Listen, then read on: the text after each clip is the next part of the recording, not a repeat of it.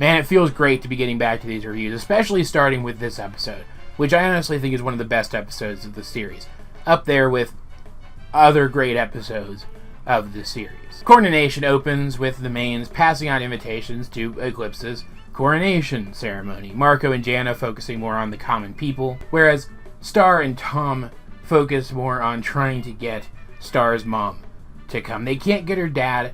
He doesn't like official ceremonies anyway, and he has a bog beast hunt scheduled for the same day. He's not going to miss that, but they can at least try to get her mom. They are a bit surprised, though, to learn that the yurt settlement has grown effectively into a refuge for people who don't like Eclipse's reign, who disagree with her being queen. And Moon seems to be still pretty active in leading them, which seems to suggest, even though she doesn't come right out and say it in so many words, that she doesn't want Eclipse to be queen either. Like, she does say some stuff which definitely suggests that, but she doesn't say it in so many words. But it's still possible that she will come, if not to support Eclipse, then to support Star, who actually uses that reasoning to try to convince her, assuring Moon that once this coronation thing is done, once she has helped Eclipse to get coronated, Star's done with this whole running the kingdom thing for the foreseeable future.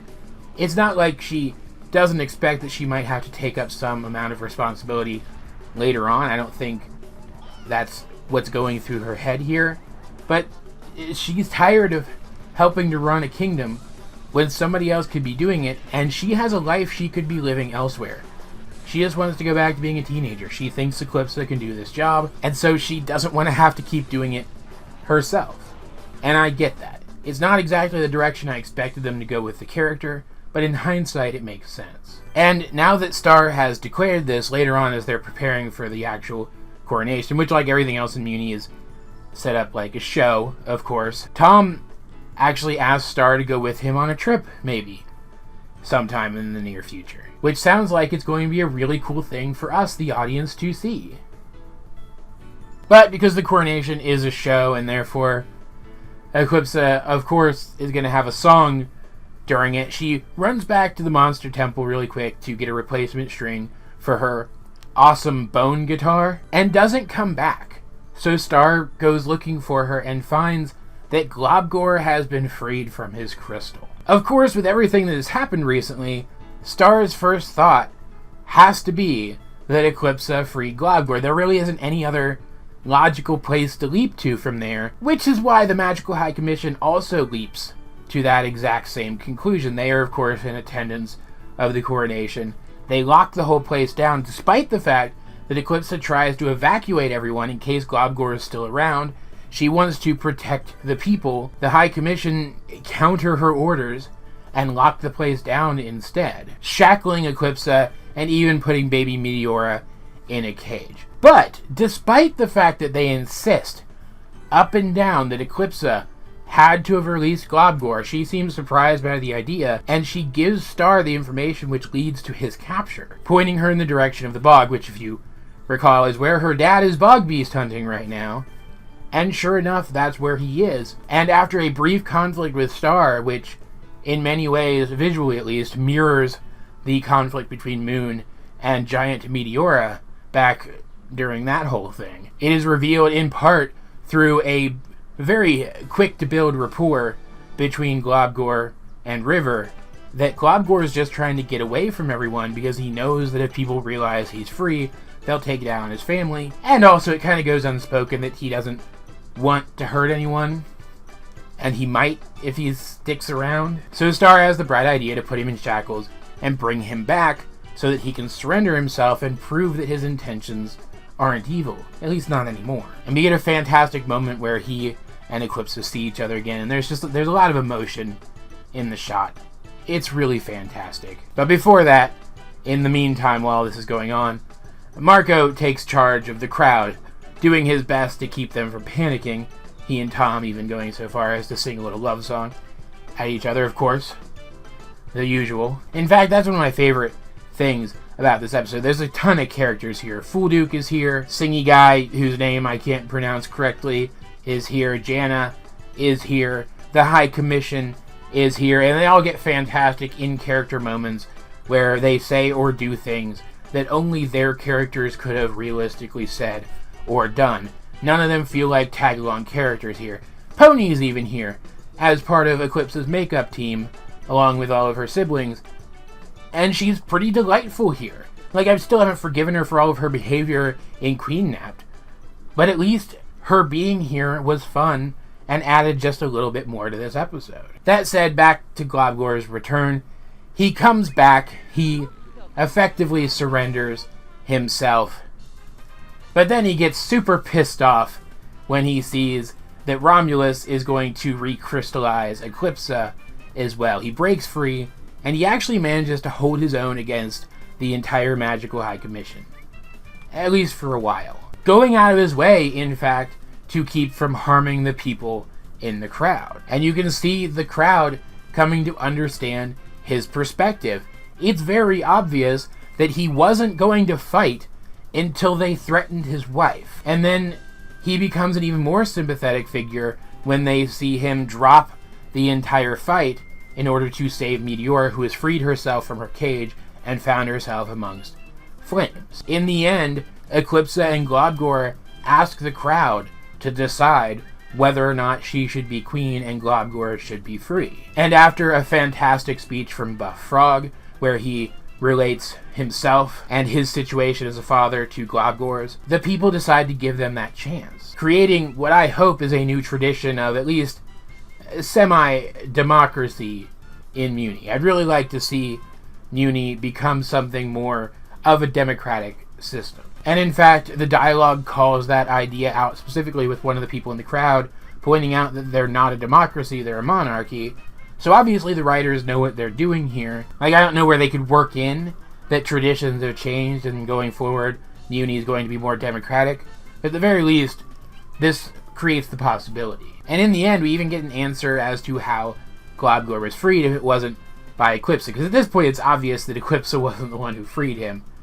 When Star points that out, when she points out that Eclipse, more than anyone, needed this coronation to go off without a hitch, that it doesn't make sense that she would be the one to do it, it becomes obvious pretty quickly that it was Romulus himself who freed Globgor, hoping to frame Eclipse for it, and at the same time prove that Globgor was still a bad person, so that he would have an excuse to crystallize both of them. And finally, that horrible thing that Eclipse did to him when she took over his body briefly without his permission has been repaid. And like, I'm not an eye for an eye kind of guy, typically, but I do feel like this was probably the best way they could have ended that particular plot thread. And what's cool is Hekapoo and Alien X, despite the fact that they don't like or trust Eclipse so much either, side against Romulus. They recognize that what he did was wrong, and even have him taken away. I don't know what's going to happen to him, but it seems like he's a prisoner now, which is a pretty interesting state for one of these supreme magical beings. Eclipse gets to sing her song, Globgor singing along with her, and it seems like finally she has proven herself to her people, because if she is so willing to stand up for the people she cares about, and Globgor is so willing to stand up for the people he cares about, if they do care about their people, then they would be so willing to stand up for them too, wouldn't they? And like I said, I feel like Globgor tempers Eclipse, completes Eclipse. I feel like the two of them together will make a much better ruling unit than Eclipse herself would have made an individual ruler. So seeing the two of them together sharing this responsibility, I have high hopes for the future of this kingdom. Like, for example, I've talked several times about how I feel that the humans themselves are being overlooked by Eclipse's court, but now that Globgor's around and he seems pretty desperate, pretty eager to prove himself to the humans and make up for all the horrible things that he used to do to them, I feel like he'd care about making sure their needs are met, more even than Eclipse would. They balance each other. They work together. I feel like as long as the two of them are ruling together, the future of this kingdom is bright, which is why I hope desperately that things aren't quite so bad for Globgor as they looked after the most recent episode. This episode, being a double episode even, almost felt like it was building up to a climactic battle with Globgor, and then it didn't. That was a fantastic subversion. In fact, there were a lot of great subversions in this episode, I honestly didn't think that Romulus was going to turn out to be the bad guy, either. It came to mind, but I didn't think that was going to turn out to be what happened. And I certainly didn't think they were going to prove that it's what happened in this episode. I thought they'd save it for a later one, so that was a great subversion. Comedy in this episode was, of course, on point. Jennah had a lot of funny things to do, and the episode opened on a fantastic meta joke. The title Cornonation comes from a typo on the invitations. It's supposed to say Coronation, but Tom didn't even realize it was a typo because he figured that's just the kind of thing that Muni would do, have a coronation. That's just the level of subtle cleverness that permeates this episode. And while I definitely feel like the build-up to it could have been better, there were definitely slow points in there where it just kind of slogged along, this was worth the wait. I enjoyed everything about it. There's not a single scene in this episode that I don't think worked as well as it was intended to, if not better. Even the weird, cheesy human ceremonies with the weird, cheesy music that I've said in the past don't really work for me, I found endearing here. This episode almost felt like it could have been the end of this series.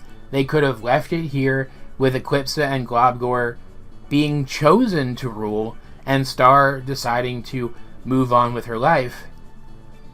But it's not even the end. There's still more coming. And the next several episodes are on par with this one in how good they are. Yes, even the really weird one that takes place at the taco place and has Marco's old friends from school in it. It's so cool.